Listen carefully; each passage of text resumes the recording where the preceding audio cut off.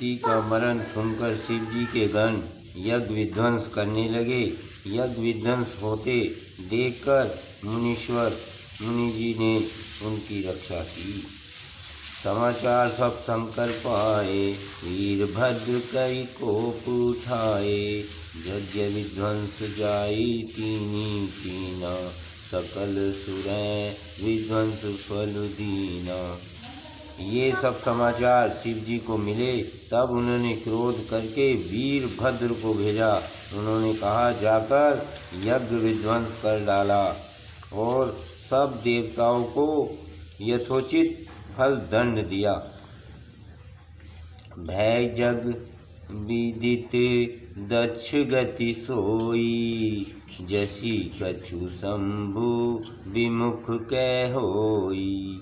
यह इतिहास सकल जग जानी, ताते में संक्षेप बखानी।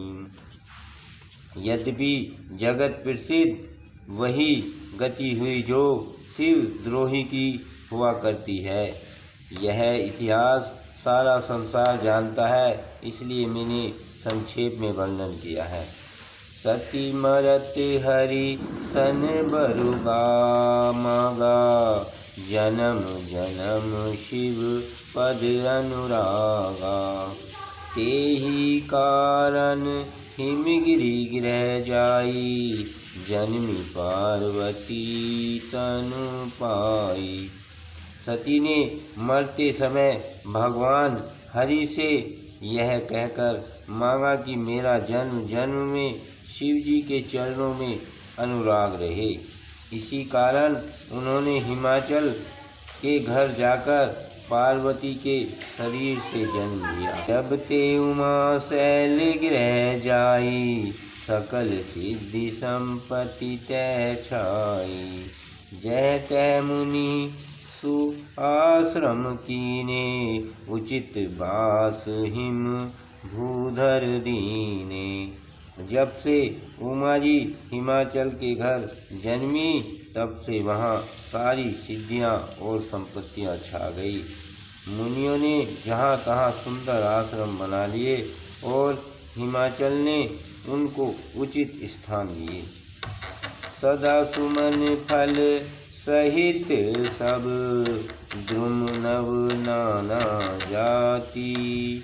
दुर्गति सुंदर शैल पर, मुनिया कर बहु भांति।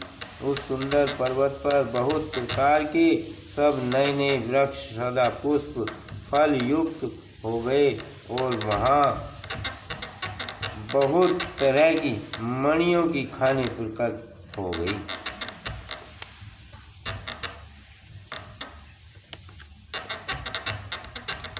सरिता सब पुनित जलु बहहि, खग मृग मधुप सुखी सब रही। सहज बियरु सब जीवन त्यागा, गिरि पर सकल करहि अनुरागा। सारी नदियों में पवित्र जल बहता है और पक्षी पशु भ्रमर सभी सुखी रहते हैं। सब जीवों में अपना स्वाभाविक वैर छोड़ दिया और पर्वत पर सभी परस्पर प्रेम करते हैं। सोह शैल गिरि राजा गिरह आए, जिमि जनु राम भक्ति के पाए। नित नूतन मंगल ग्रह तासु, ब्रह्मादिक गवाही जसु जासु। पार्वती के घर आ जाने से पर्वत ऐसा शोभायमान हो रहा है, जैसा राम भक्तों को पाकर भक्त शोभायमान होता है। उस पर्वतराज के घर नित्य नए नए मंगलोत्सव होते हैं, जिसका ब्रह्मादि यश गाते हैं। नारद समाचार सब पाए, कोतु कही गिरि गेह सिधाए। शैलराज बड़ आदर कीना, पद पखारी बर आसन दीना। जब नारद जी ने सब समाचार सुने तो वे कोतु हकी से हिमाचल के घर पधारे।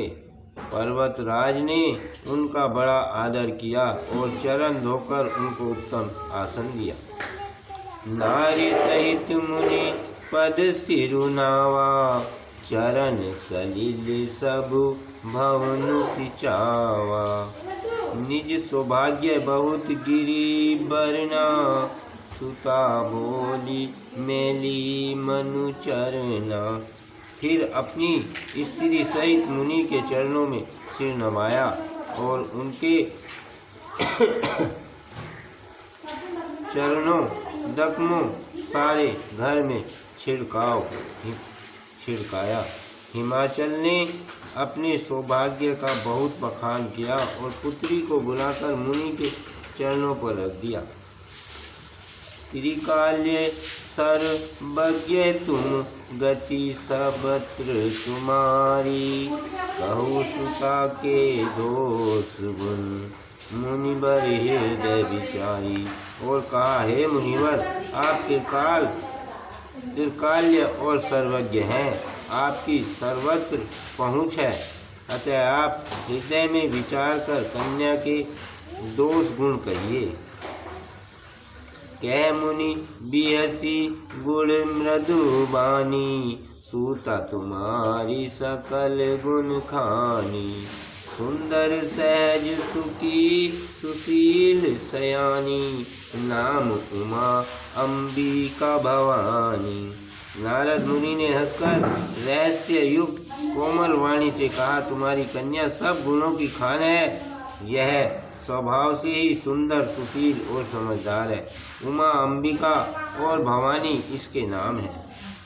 सब लक्षण संपन्न कुमारी, होई संतत पियहि पियारी।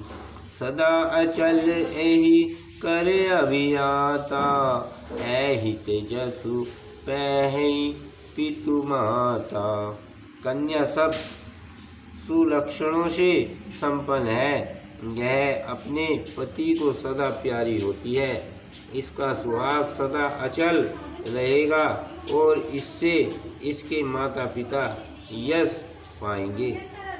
होई पूजय सकल जग माही, एहि सेवत कछु दुर्लभ नाही।